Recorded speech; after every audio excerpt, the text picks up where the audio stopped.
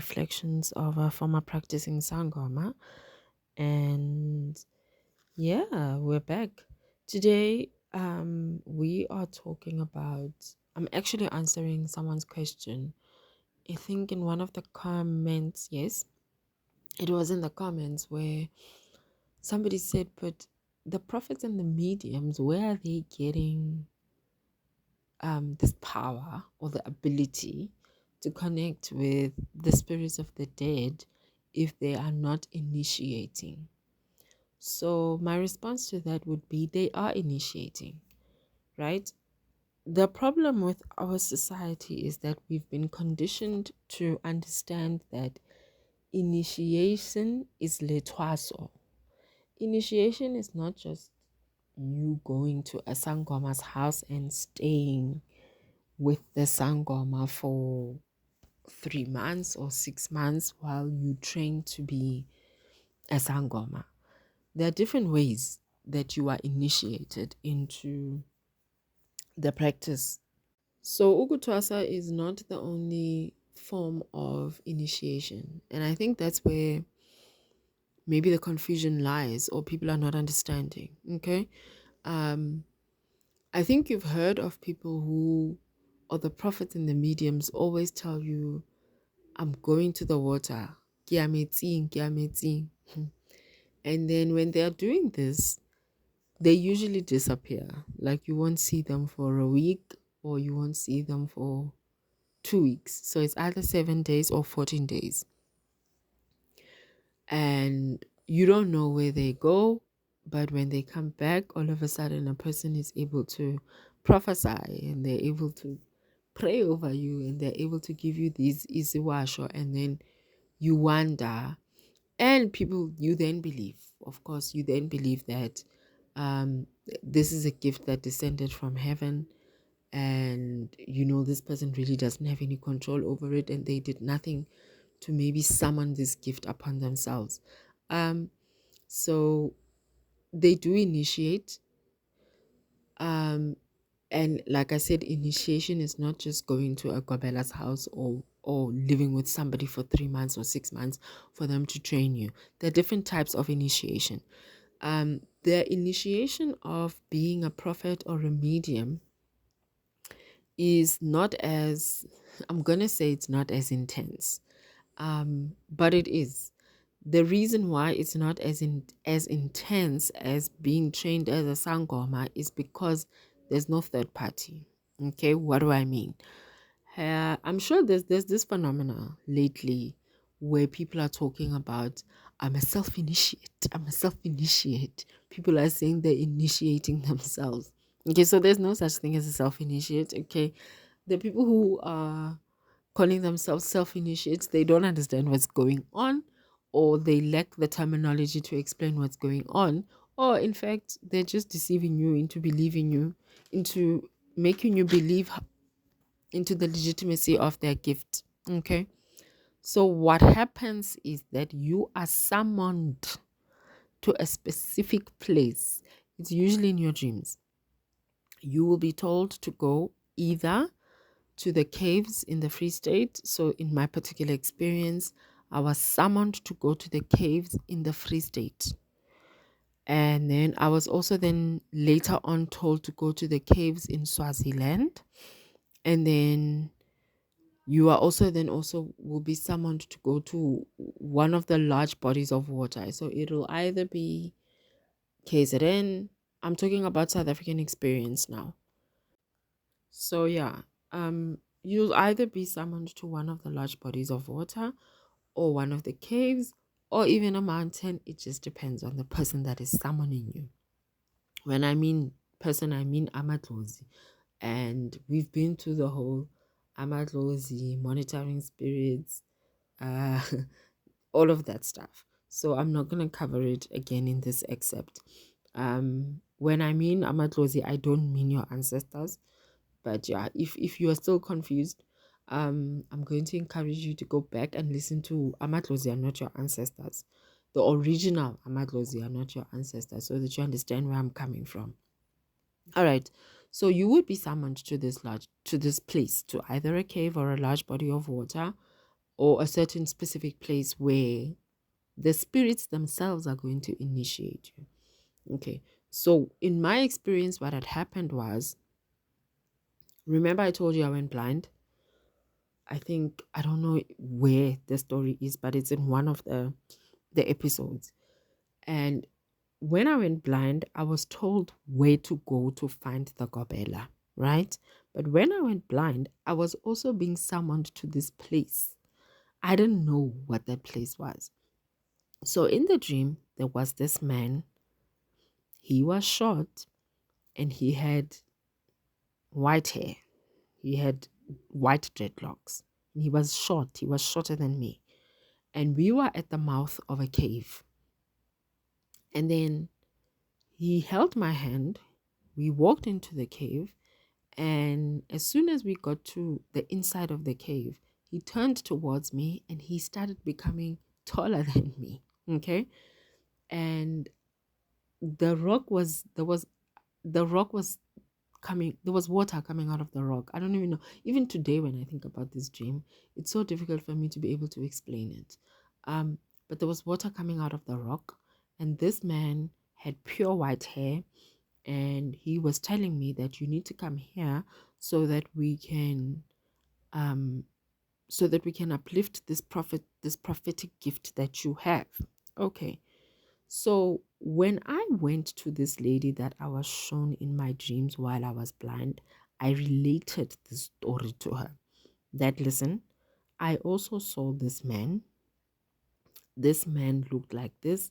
He was inside a cave. Wow, wow, wow, wow, wow. So she knew exactly what I was talking about. Remember, she was an experienced sangoma. She knew where the place was. She knew exactly what it is that I was describing, even though what I was describing didn't make sense to me.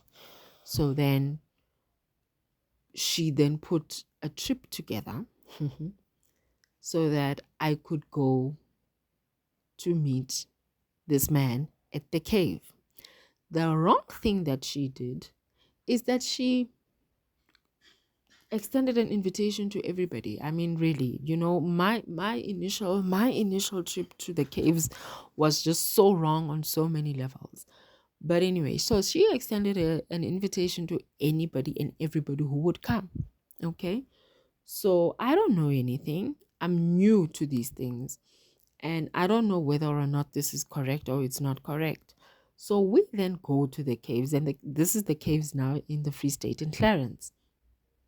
And when I get there, I mean, it's not the nicest of trips, right? It's the road is rocky, and you've got your things on your back, your clothes and whatnot, because they tell you what to pack when you go there, because you need to be prepared when you go there. There's no electricity, there's no running water, so you need to be prepared, as far as where you're going to sleep, what are you going to eat, how you're going to cook, utensils, things like that, blankets, because you're going to be living in a cave and it's cold. So we get there. I remember when we got there, it was a Friday night. Yeah, Friday night. Saturday morning, wake up early in the morning. Okay. And then she takes me to go and meet this person that I saw in my dreams. And true to form, this person was there. And this person appeared to be in human form. Okay. It was an old man. And when I got there, I needed to explain myself to this old man that the reason why I am here is because I saw you in my dreams, and this is what you were wearing, and this is what you said to me, and hence this is why I'm here. And the old man responded to me and said, I confirm and concur that in fact you did see me in your dreams, and that in fact I did call you here. The problem is that you brought an entire congregation with you when I called you alone. So you, my dear, are going to have to come back alone so that we can do whatever it is that was supposed to happen, but was only supposed to happen, I guess, in the absence of the audience that the Gobela had thought it's a good idea to bring. So whatever it is that was supposed to be done initially was never done. because of course I had a big audience. So then we ended up going to the water, and I think we left that same day or the day after. So then I continued on my journey to Twasa with the Gobela. After I had gone home, so after I had completed the whole thing, I was now a Sangoma, I was now back at home, I was now back in my own place. I started having the dream of the old man again, calling me back to the caves. And now he was saying, you know the way, you need to come alone. So I went back to the caves alone. When I got there, I reiterated the story, and the old man confirmed that, oh, yes, yes, yes, I remember you. And then he said to me, go to the waterfall. I will meet you there. And this guy is old, right? And I'm like, you will meet me there. And he's like, yes, go to the waterfall. I will meet you there. Okay. So I go to the waterfall. And I'm just thinking in my head, I'm probably going to have a vision, or like a dove will come. I'll just go into the waterfall and come out, right? When I get there to the waterfall, this guy is there. So that's when I realized that this is not a human being, this is a spirit, right? So he was there, and we went into the water together. And basically, what he did is he opened up my senses, if I can put it to you that way. I don't know how else to explain it. So when I came out of the waterfall, right, I could hear the birds, but I could really hear the birds. I could feel the wind, but I could see, but I could really see. Like, I don't know how to explain it, but my senses were heightened. I could be close to you, and I could sense and feel your emotions without you explaining your emotions to me. So you would understand it maybe in the form of your third eye being open, because a lot of people say third eye, third eye. When your third eye is open, it's not just your eyes that see, it's everything else. It's your ears, the wind, you hear it, you feel it, you sense it. Everything is just very heightened. And basically, that's what happened to me while I was in the caves. But this was not my only experience at the caves. When you're at the caves, right? There are people who are also present there at the cave. So it's not just you alone. There's a whole lot of other people that have been called to the caves, but everybody is doing their own thing. And everybody appears to be just walking by themselves and doing their own thing. Hence, the people are telling you that they are self-initiating. Except you are either having visions of a spirit that is directing you that at 3 a.m. in the morning, you need to take a walk to this particular place of the cave, and you need to dip yourself in the water 7 times. I will be waiting there for you. Or when you are asleep, you will have a dream. And in this dream, they will direct you exactly where to go so that you can go find your bones, or whatever it is that is required of you to do, because our gifts are not the same, and our gifts don't work the same. Okay, so everybody is there. They don't have gobelas, they don't have a spiritual leader, but we're all not doing the same thing, and our clothes look different, and everything that we do is not exactly the same. Why? Because the spirit that is leading you is not necessarily the spirit that is leading me. That is why people are saying they're self-initiating. They are not self-initiating. It's because the spirits of the dead are directly engaging them. So there's no in between. There's no Gobela in between them and the spirit of the dead. That's why they're saying they're self-initiates. There's no such thing as a self-initiate. Somebody needs to teach you these things. There is no way you are going to wake up in the morning and decide, oh, well, today I'm going to the caves in Swaziland, and when I get there, I'm going to know exactly where to go and dip myself in the water so that I can amalgamate with the spirits of the dead. For what? That doesn't even make sense. So there's no such thing as a self-initiate. The mediums are initiating. The process usually takes about 7, sometimes it takes 14 days. It just depends. Because when you get there, the spirits will tell you that you are going to stay here for 7 days. Sometimes they'll tell you you're going to stay here, but we will let you know when it's time for you to go. Some people are in the caves and they've been in the caves for 7 years. Some people go to the caves and they come back after 7 days. Some people go to the caves, they come back after 21 days. Sometimes they let you go and then they tell you after 3 months you need to come back. Right? So, yes, the people are initiating, but they are not initiating in front of your eyes. And when they come back there, they say to you, Hakato Asanna, I never went to a Gobela's house. And then you think that nobody initiated them and this thing just descended upon their head.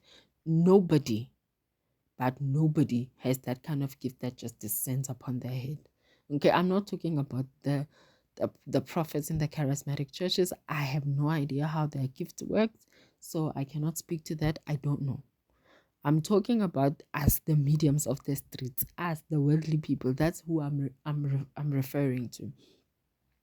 And if you are seeing a medium who is able to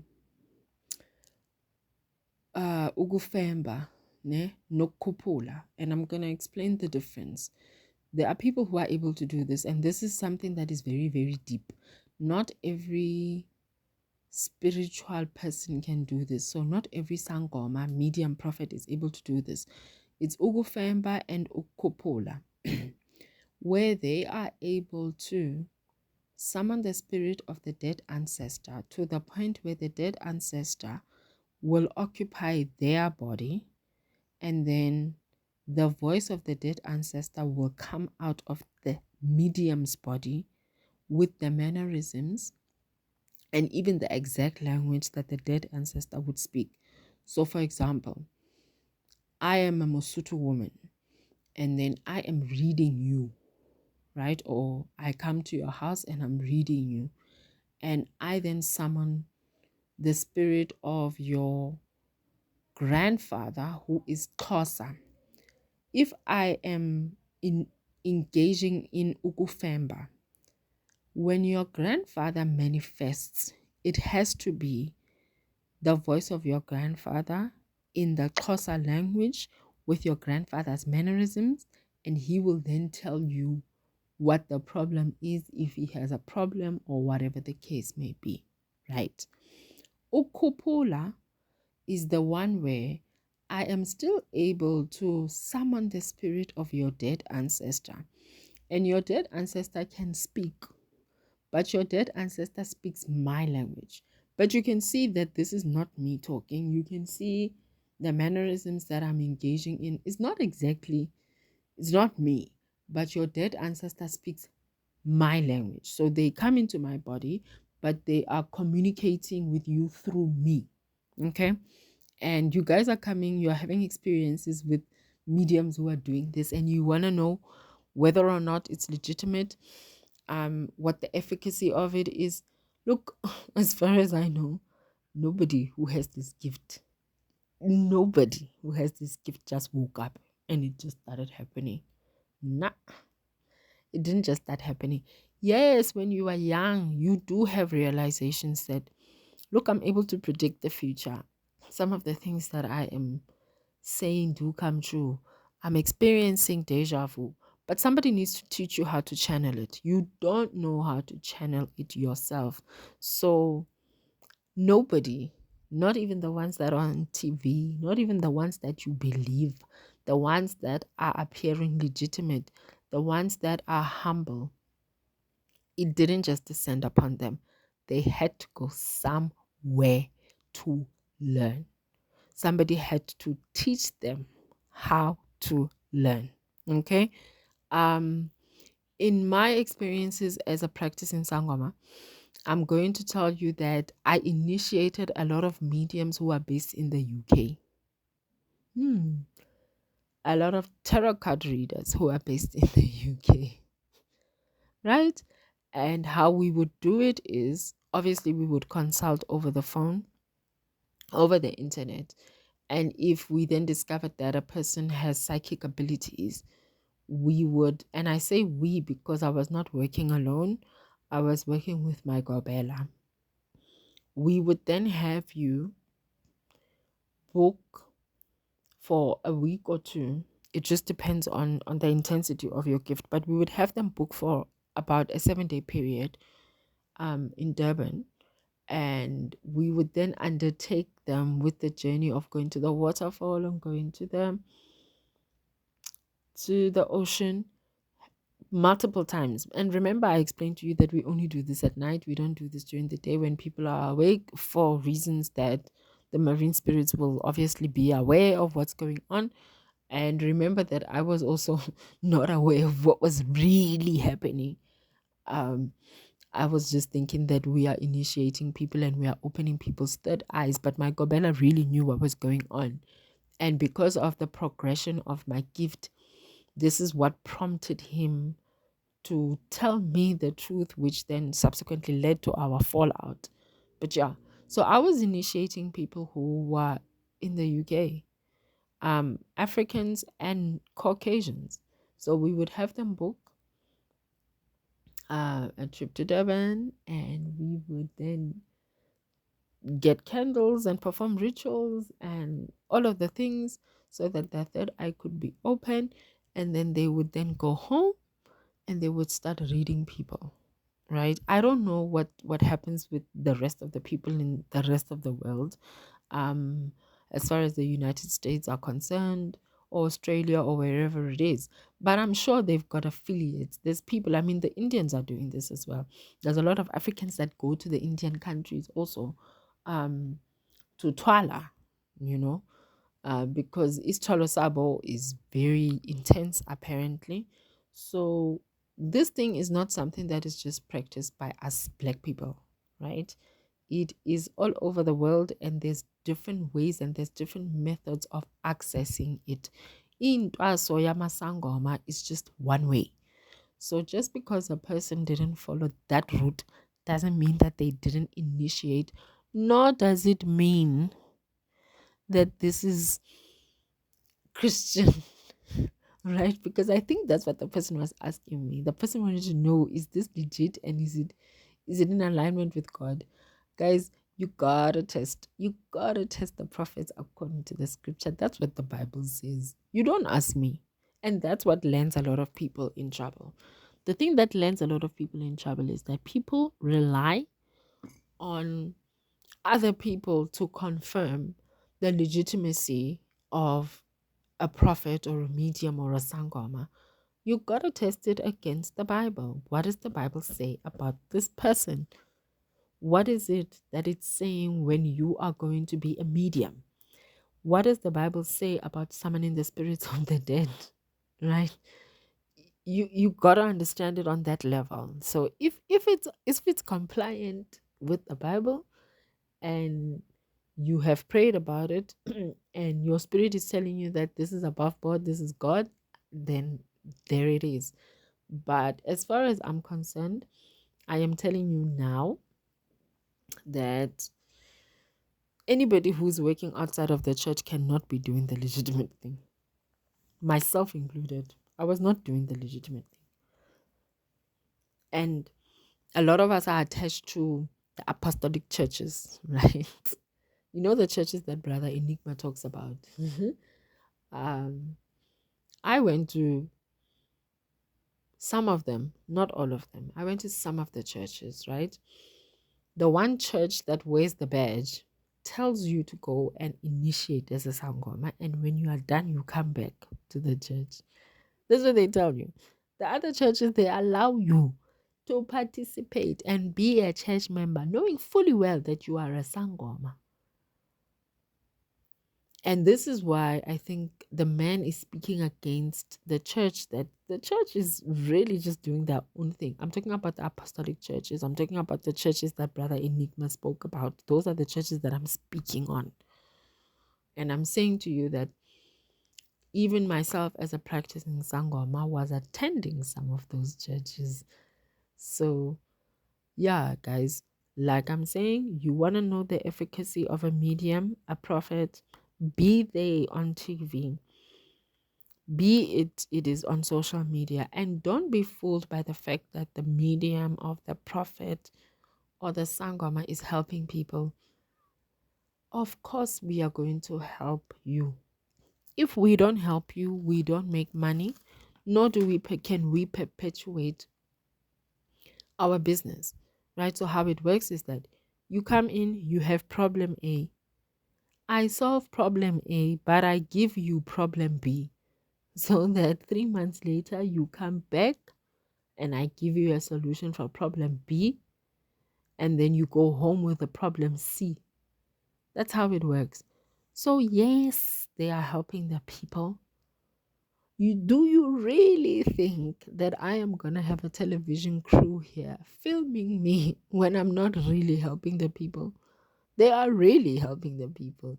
They are really summoning the spirits of the dead. They are giving them accurate prophecies. Yes, it's true, but is it in alignment with God? That's the question. The solutions that we are providing are the solutions that we are providing to you in alignment with the scriptures of God? Or are we committing you to the spirits of the dead? Are we committing you to the devil? That's what you need to be concerned about. You don't need to be concerned about whether or not I'm telling you the truth. I can tell you now that most of the prophets are telling you the truth. Whether or not the prophet has a legitimate gift, whether or not the prophet utwele, unespogi, whether or not the prophet is in cahoots with the marine spirit, the gift of prophecy is not even in question. It's not a thing. I know for a fact that they're telling you the truth. Two, Isangoma is going to give you solutions. The thing that the Sangoma is going to give you will work. It'll work. But you would have gone home and opened the door for something else to go wrong. And that's how it works. I give you a solution for A so that you go home, you apply it, it works, you see it works, and then you trust me. But you have a problem B that you are not currently aware of. 4 months down the line, problem B starts manifesting, and guess what you do? You come back to me so that I can help you with problem B. But I'm the originator of problem B. I think I'm gonna leave it here because I think I've spoken for a while now. And guys, I must just say that the devil is attacking me. My voice is giving me such problems lately. But I think we're gonna leave it at that. So I think I've answered your question as far as are they not initiating? They are initiating. They are just following a different initiation process. Thank you guys for tuning in. Please like, please subscribe, and please continue to pray for me. I am struggling with my voice. And I will see you next time. Thank you. Bye bye.